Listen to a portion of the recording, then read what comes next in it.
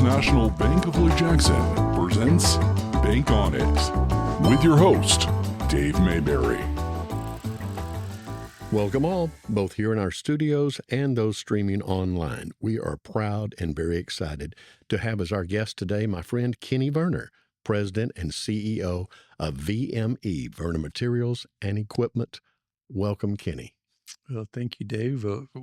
Right off from the top, I need to tell you I am no longer the CEO of Vernor Materials. That's right. They just told me that you appointed your friend. And Kyle Ragsdale is the CEO as of January 2024. So I'm chairman of the board now, and I'm still the president, still involved, still could show up every day, but no longer do the day-to-day, and Kyle's doing a great job. That's what I've heard from you and from others too. First of all, congratulations on being a family-owned and operated and thriving business for 68 years. My goodness, what an accomplishment. Yeah, we're very proud we've been able to keep it in the family for that long, and the values that started with my father, and we've upheld them all through the years.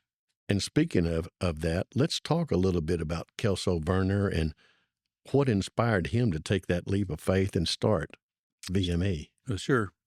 He was raised in a small town of Campwood, Texas, in Nueces County. I don't know it's actually Rial County. Rial County is where it was located. And when he had 3 kids, they decided to move down here because Dow was paying $1.47 an hour. Couldn't pass that up. So loaded up the wagon, moved down here, took a big leap of faith, as you just said. And he was working shift work and didn't really like shift work too much, but he stayed with it. And in 1958, there was a strike. And, Dad was still kind of living paycheck to paycheck, and he couldn't afford to miss one. So he borrowed money to buy a truck, and he found a project back in Campwood, and it was real fortunate. It lasted exactly 2 weeks. That's how long the strike lasted. And so he finished that project up and, obviously brought the truck back down here. And we were living on Pin Money Drive in Clute then. 805 Pin Money Drive is where I was raised. Is it still there? Oh, yeah, till I was 11 years old. And that's where Vernor Materials started, in the driveway of that house on Pin Money Drive in Clute. With one truck. One truck. And, of course, he went back to work for Dow, and he hired drivers and got more trucks, and was doing this on the weekends and after hours and such. And he tells people he quit Dow too early. If people always sought him for advice, he said, no, stay with it as long as you can to make sure you got a good foothold, good handhold before you let go. And that was always advice he gave others seeking his words of wisdom. But he quit pretty early. I don't know the exact date. He quit around 59, and then he would say he quit too early. And the money wasn't there quite yet. The opportunities weren't there. So he was pretty thin for a while. Well, the story ended pretty good. Yes, sir. Who was his first employee, do you know, or partner? Or Well, we have a picture hanging up in our office of the original 8. There were 8 of us, and who the first employee is, I don't know, but I can certainly rattle off a few guys because they influenced me in my youth. Even gave me my nickname. My nickname was Pinocchio, and it morphed into Pino, and still today is what my family calls me, Pino. And Frank Garcia gave me that, and he was one of the original 8, and I don't know if anyone would recall many other folks that from that time period, but Frank went on to start he started a wrecking service in Angleton after he left Vernor. He left Vernor in the late 80s, I believe. Well, that's the biggest compliment you can get, an employee doing well too, Mm-hmm. and started with you, and that's all you can ask for. Yes, sir. Was there a specific person or time that led you to join in the day-to-day operations, or were you just meant to be there? Well, I started pretty early, as you could guess. Yeah. Even 6 or 7 years old, Dad would take me there, and I'd started out by smearing diesel in truck beds when they were hauling asphalt, and you can imagine how dirty I got. And I got paid $5 a week. That was big money, $5 a week. But the first real responsibility I had was probably repairing flat tires on the big trucks. I started that at 10 years old, and I gave myself the title of tire foreman. Even got me a shirt made up, said tire foreman. Did that for a few few years. And I've done an array of things at Vernor. I did almost everything that we do. I have done at one point or another. When You're saying you didn't start at the top? No, my privilege didn't quite get there that quick. Dad was pretty tough. I always felt he treated people a lot nicer than he treated me, but in the long run, it worked out for me, and it taught me responsibility and accountability, and don't expect a handout. And I was always kind of a little perturbed the way he treated others, and I felt like I was getting the short end of the stick a lot. How's he treating you now? Well, he's very appreciative. It took a while for my brother and myself to buy him out. He did not want to go. And it came to the point where Randy and I decided we were going a different direction. My father didn't want to relinquish it.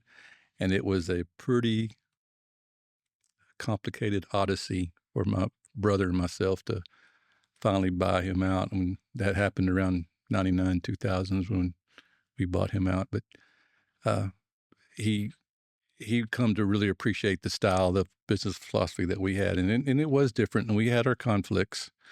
But I will say, of course, I love my dad tremendously. I love the opportunity that he gave me. He taught me about ethics. He taught me about hard work. And some people might say that didn't stick so much. But it was easy to be his son because people appreciated when he said something, he stood by it. And he was a man known in the community as having a sterling reputation. And that means more than anything to me. And I hope that I pass that on to my son or whoever else follows me, that Vernor needs to stand on ethics, on strong morals, on doing things the right way. Too many times we think you got to cut corners or cheat, or if you succeeded in business, you did something wrong. Well, I'm telling you, that's not true. And I want people to realize, you need to do what is right in this world. You need to stand on ethics, do the right thing, stand by your word, stand by your work. And I hope that's the legacy. That's the legacy my father gave me, and I hope that's a legacy that we'll always bring to the community. So his word was his bond. Yes, sir. Yes, sir. And a handshake was his contract? That's right. That's the way my dad said too. That's right. Goes, hey, son, you shook his hand. You got to stick to it. Mm-hmm. And that's the end of that. You said you were changing tires. That's a dangerous job. 10 years old. Those things can explode and do all sorts of things. Yeah, they were almost taller than me. Oh, my gosh. What makes doing business here different from anywhere else? If you were going to have a business, and I feel fortunate, this area seems to be immune to a lot of things that happen nationwide, but what makes doing business here different from anywhere else, Kenny? I haven't done business anywhere else, so I don't really know the answer to that question per se, but I know what it's like to work in a small town. I'll go that direction. Living here and knowing the people you're dealing with and seeing them at the restaurants, people get to know you. They know how you do business. They know your reputation. They know if you're standing by your word. They know if you stand by your work. And that to me means everything. That since I'm here, I'm not just showing up like when those hurricane chasers, they come into town, then they're gone and never see them again. Exactly. And where's my warranty? You'll call somebody in Nebraska maybe, but I got to look at these people. I got to be around these people. I want my customers to be proud that I serve them. I want my employees never to feel like I put them in a compromising position. I want them to know that they do something unethical. That's a problem, but if they do something ethical, I'll back them up every time. And I'm there to, no matter where the chips fall, we're going to work through that. If they're standing for what's right, what's ethical and what's honest. And I'll always, and of course, we obviously make mistakes. We all make mistakes, and how you handle them is the test of the man, test of your character. And that's what I always want to relay to my son, obviously, and the people I work with and the people who work under me. And that's what my dad taught me, and that's what I want to pass on. Well, like you and I feel, when I do business with someone, I enjoy knowing that person, number one, and I want to go with people that I know, and I want to go with local. But most of all, I know that you're going to be there if something happens later on. That's very true. Exactly what you were talking about. People that come into town, you never see them again. It happened to me during this last storm. I mean, they tore my roof up, and I'll never see them again. Yeah, I believe in building relationships. Getting to know people, not just as a customer or a vendor. I want them to know what I'm made of, who I am. So when there's a problem, and of course the problem might be my fault, it might be their fault, but it's not about pointing fingers. It's about trying to get the problem solved so everyone can still be friends and still do business again. So that's what I always try to achieve when there's a problem, and not just saw it off on somebody. Try to work it out together. We all love new business, but you know what? I like repeat and referral too. Mm-hmm. That's your bread and butter right there. Someone that, tells someone to go to you, they already trust that person, and it's done. All you have to do is show up and do your job like you do, and people trust you on that. Yep. We were talking about technology briefly before we started recording, but your dad starting off with a truck or maybe then another truck, we've got 2 trucks now and a front end loader or whatever. Look at the difference from then until what you have now today in technology. Tell us a little bit about that and the differences. I know it's amazing, but well, the people who know who've been there, we have grown leaps and bounds in that regard. My father believed in just making another day with equipment. This is one of our business philosophies we didn't necessarily agree on. He preferred buying used equipment and making it work.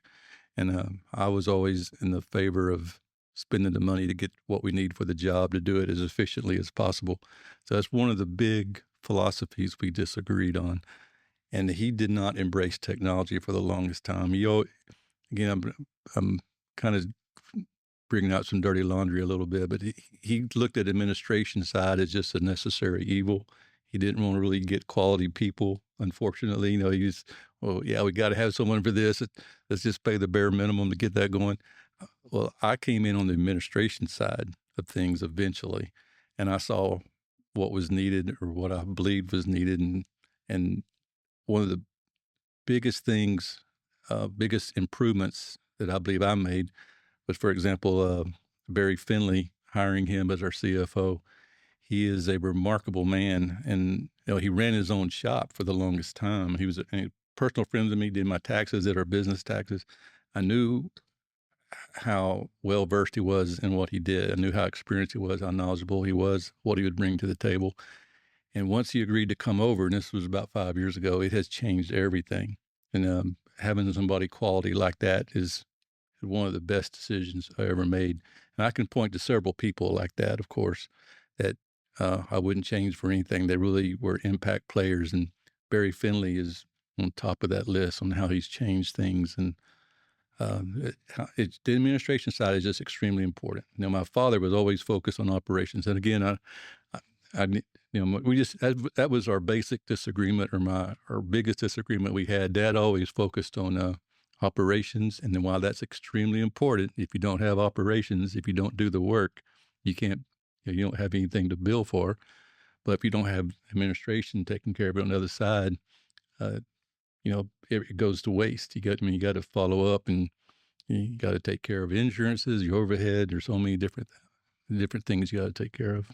With having Mr. Finley, doesn't that just make you feel good, know that it's being taken care of and it's being taken care of right, and you don't have to worry about every minute of every day of worrying about this and that and the other? Correct. That's got to be a good feeling. And even his assistant is studying to be a CPA. Now, I never thought we'd be at that level. We're going to have 2 CPAs pretty soon, and that really means a lot that we got that type of quality employee taking care of everything on the administration side. And in a lot of them, not just those 2. Oh, yes. You have a lot of great people. Oh, yes. Working. I mean, from the truck drivers to the loaders to everybody. Yeah. So you're saying your dad preferred the used equipment as opposed to the... Yes, he eventually, I guess, ran out of baling wire.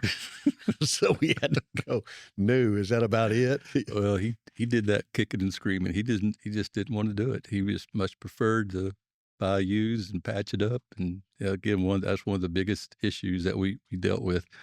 And I guess that's coming from the Depression. Yeah. They didn't throw anything away. If you had something, they just would figure out a use for it.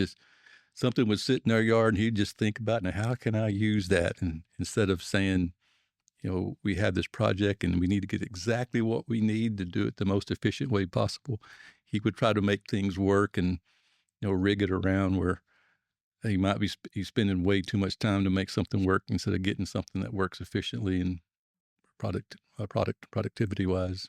After you and Randy bought him out, did he hang around anyway? Well, he came around and gave me as much heartburn as he could. Yes. Okay. We're going to take a short break here. We'll be back with Kenny Vernor after these words from our sponsors.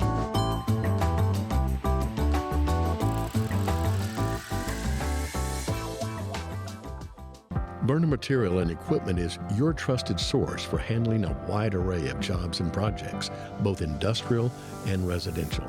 The VME team consists of many capable people who are trained and knowledgeable in heavy equipment operation, demolition, road building, transportation, safety, environmental compliance, materials processing, recycling, and so much more.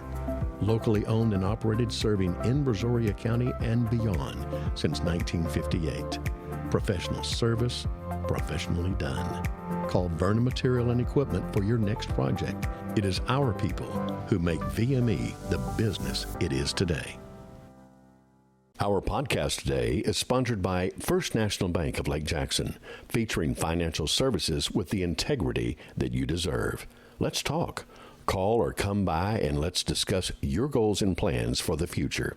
First National Bank of Lake Jackson, putting you first for over 63 years. Member FDIC. We are back and having a conversation with my friend Kenny Vernor with Vernor Materials and Equipment. A quick Barbara Walters question here. I love to ask this. So if you could go back to day one when you started, maybe not at 6 or 7 years old, but when you started running it, what advice would you give yourself if you could start over again at that point? Well, I'll go back a little further. I wish I would have bought Microsoft and Bitcoin. Of course, I can start there, right? You mean you didn't? Lee and I did. If you're happy where you are in life, you shouldn't really worry about the road that got you there too much. And that's kind of my philosophy. Problems have come up, obviously, in business. And if I knew all the problems that were going to come up, if I could see in the future way back then and know all these issues, I might not ever have entered the arena to be in business. But these challenges that arise, one at a time or two at a time, and you deal with them appropriately, it makes you stronger, it makes you better, it makes you ready for the next round. So I don't know what exactly I would refer to, but I do know I'll go back to my family because I made some bad choices early in my life, some really bad choices, and I really harmed and caused anguish to my parents. And my parents were June and Ward Cleaver. They were about as perfect as you can get. They taught me. Were you the beaver or was Randy? My father would say, there's 5 of us children. Right. And I got more correction than all the other 4 combined. And I was definitely the black sheep of the family. I made some really bad choices early, and I caused a lot of anguish to my parents, a lot of despair. And so if there's one thing I could correct, I wish I could, thank my mom more. My mom was fantastic, and I am a mama's boy. I'm unabashed mama's boy. Love my mom. We got along fantastically. And she encouraged me. She influenced me more than any person in the world, and I really appreciate her. Now, I wish I'd told her that more often. I wish I loved her more. I wish she knew about that. And I had a tremendous relationship with her. But I wish I wouldn't have taken advantage of what they gave me as I did and take away all those bad choices. It took me a while to grow up. I would admit, I didn't grow up till I was about 28, 29, 30 years old. That's not good. That is not a good thing. But it's still the person I am today. It still made me the person that I became. So, how can you regret where you are, knowing the mistakes you made kind of made you the person you are? But I know I caused my parents a lot of grief and heartburn. I wish I could take that away, especially my mom. Well, hopefully you're not through growing up. That's true, too. And number 2, the great news is you're forgiven. Yes. You're a dad. You know these things. It's the kids, us, that take it hard, but you're forgiven. Mm-hmm. Let's start all over again. I love you just as much, maybe even more. Yep. You came up this way and look at you now. So good for you. Where do you see Vernor Materials and Equipment, say 5, maybe 10 years from now? Well, as mentioned earlier, I'm no longer the CEO, and I would probably describe myself as a reformer.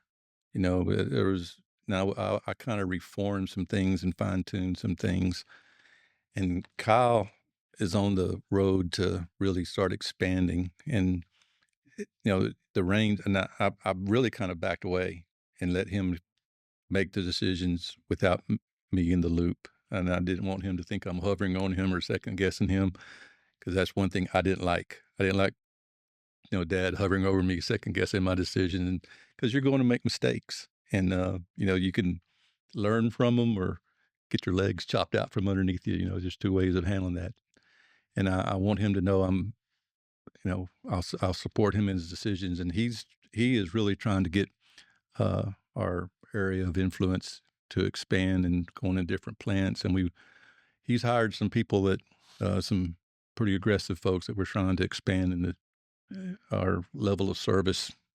Currently we're doing about a 35-mile radius, and he's trying to extend that to about 50 miles right now.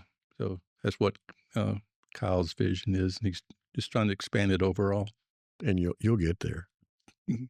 What is one dream project that Kenny Vernor would like to bring to this area, if you could? Well, I know you've thought about a bunch of things. Well, the first thing I would say, what's already been mentioned, is I just want my company to be known as a successful business that has moral, ethical principles, and you don't have to take shortcuts. You don't have to be a miserable person, be a sad person, or be a cheater, or be a fraud, or you don't have to do that to succeed in business. And like too many people think if you're successful, you did something that's incorrect, or you're just Unethical or something Yeah. is the word you got there, and that's not it at all. Yeah, that's not true. But as far as a project I like to see down here, we live in a place where hurricanes hit, and we also need fresh water. I would like to see some way to harvest all that water that's coming in, build some reservoirs where we can pump water to and reserve it and save it. There's a great need for fresh water if we're going to continue to have industrial growth down here. And I would love to see a plan to get that water diverted and pumped. I don't know how far we had to pump it into some reservoir where there's enough space to contain it all. But I hate seeing all that water being dumped in the Gulf every time we have a hurricane, because we need that fresh water. And it's becoming scarce. It's becoming expensive. We need it in our communities, not just in industry. So that's one project I'd like to see. And if you want to give me enough money to do that, Dave, I would love for that to happen. I think I could pull it off about $5 billion. You must be talking about a different Dave. It's all I know. I was just reading. It's funny you should bring that up. Not funny, but unusual. I was reading about California and their terrible fires they had in 2025. Well, the fire departments had zero water in the reservoirs and everything. So they just had to sit there and watch it burn. Mm-hmm. That's another reason. Not down here so much maybe, but it's terrible. Fresh water is what it's all about. I think you're right, and you're on it. This interview really wouldn't be complete if I didn't mention your book, The Suffering of the Lamb, which I'm a proud owner of that book, and you signed it for me, and I can't thank you enough. You co-wrote that with your friend Doug Raymer. What inspired you to take on that great project? And I know it was many, many years ago, and it was for Doug too. Yeah. Tell me a little bit. I know you talked about it today at another meeting at Rotary, I think, and you talked to us at the round table. It's so inspiring, Kenny. I just can't get over it. It's so detailed that it brings it to reality, and it hits hard, but you're so thankful of our precious lives and what we're given, the blessings that we have. Well, thank you for all that. I don't know what I need to add, but I believe the Bible is the greatest book ever written about the greatest man that ever lived, who was involved in the greatest event in the history of mankind, the most consequential event in the history of mankind. And since my teens, I've been fascinated about that story, absolutely fascinated about the crucifixion of Christ, what led up to it, the flogging.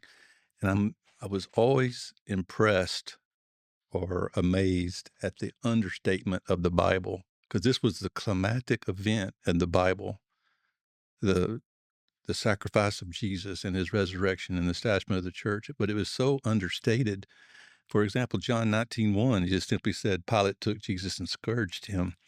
And I always wondered, how did the Romans scourge him? That was just, I mean, I read articles, I read books. I was fascinated trying to find out the details because the Bible was lacking in those details. And for decades, I studied all the different things. And about 10 years ago, I determined that the shroud was authentic. The Shroud of Turin was authentic. That led me a completely different direction. And then about the same time, the internet started digitizing Latin works and Greek works. Well, you didn't have to be a Latin scholar or a Greek scholar. I could search up Latin words and Greek words, and in seconds, I could have these these search returns that it would take a Latin scholar 100 years ago. It would take them 2 or 3 years to get these. And then it would take me other directions. I could search different words. That would be another 2 or 3 years. But in literally a week, I could do the type of research it would take a Latin scholar a decade to do just 100 years ago. And again, I'm not an academic, I'm not a Bible scholar, but the shroud led me down this direction. And then the internet having all these collections that could be searched and these libraries that can be searched in seconds, it led me down the conclusion that I feel I understand how Jesus was scourged by the Romans. And I wanted to share that conclusion. That was the catalyst for writing the book. I've already had some conclusions about the crucifixion that's, somewhat different, but there's a lot of information out there on the crucifixion. But I put what I understand how that took place, and I wrote about the dating of his birth, why I think it's around 2 to 3 BC. And I believe he was crucified in 33 AD. I wrote all those down, put my conclusions down on all those issues. But when I was done with that, I knew I needed more because I just wrote on how he was killed, how he was tortured. And what is infinitely more significant is why he suffered the way he did. And I started into that. And I realized real quick I didn't have the horsepower. And my best friend, amazing enough, is a Bible scholar. My best friend is Doug Raymer. And I didn't know how he would do it because he doesn't necessarily agree that the shroud's authentic. I don't know what he would do. You told me you felt like he took on the heavy lifting. Oh, he did. What he did is the heavy lifting. And it took him 8 years to write his portion of the book. It took him 8 years. I did mine in less than 2, and that was really part-time. But it took Doug 8 years of heavy study and heavy research for his conclusions. And, mine's the technical how, but what Doug did, the spiritual applications to us is just amazing. And he did a masterclass work on that. And then I'm really proud of the work, but Doug really did much better job than me because that's way more important about why Jesus had to suffer the way he did. And he clarifies, why all these things had to take place the way they did. You talked about Pilate. I mean, when you talk to us, what makes it real and what makes it so surreal to us is Pilate didn't want anything to do with his death. He wanted to put that on someone else because a lot of people, if they were flogged in a certain way, well, that would kill them. They would have death right there many times if their skin was ripped or torn and all that. And you said that's the way that he picked out the type of flog that was used on him. Is that right? Well, in my research, I understood there to be 3 different types of attachments that were used on the flagrum being the Roman whip. And if you saw the movie Passion of the Christ by Mel Gibson, he chose the scorpion's attachment, which is absolutely brutal and barbaric. And those were hooks. The attachments were hooks. They would hook the flesh, and then when you pull back, it would obviously tear and turn the flesh to ribbons. And then there was astragals, which was animal knuckles and bits of metal meant to shred the flesh. And then there was another attachment called plumbates. That was just lead balls. And I believe Jesus was flogged with the plumbates, with the lead balls, because Pilate didn't want to kill Jesus. He was trying to gain his sympathy. And there's many reasons for that. I go into what I think great detail in the book describing why I think my conclusions are valid. But Pilate did not want to kill Jesus, number one. As you mentioned, pilot was trying to get sympathy from the crowd so they would release him. And if he would have used the scorpions or the astracals and shred and rip his flesh, he might not have even survived, but he wanted sympathy from the crowds. So I believe the Roman flagrum was used, but the attachment were those lead balls, those plumbates. And it was horrific enough. That was horrific enough of a punishment, but it was meant to deeply bruise and cause internal damage. But one could definitely survive that. But many people did not survive the other attachments. And a common punishment during that day was being flogged till you're dead, till death. And they would use the scorpion and the astragal attachment, or all of them, and flog them to death. But the scorpions and astragals, it was very difficult to survive that. That would have been very difficult to survive. I and our audience would really like to hear more about your book. Would you entertain coming back one day soon, and we'll dedicate the entire podcast? You can bring Doug along if you want to. Oh, yeah. And that'd be a great time, and I think it'd be very interesting. And of course, it's the most important subject in the world. I agree with you. That we've ever known. We look forward to it. Kenny, I want to thank you for joining us. I've been looking forward to this for quite a while, and it turned out just fantastic. And thank you for spending your time with us today. And for Vernor Materials and Equipment, First National Bank of Lake Jackson, Lee Cowan, our producer with Marketing and Creative LLC, I'm Dave Mayberry, saying thanks for joining us, and we look forward to our next podcast. You can bank on it.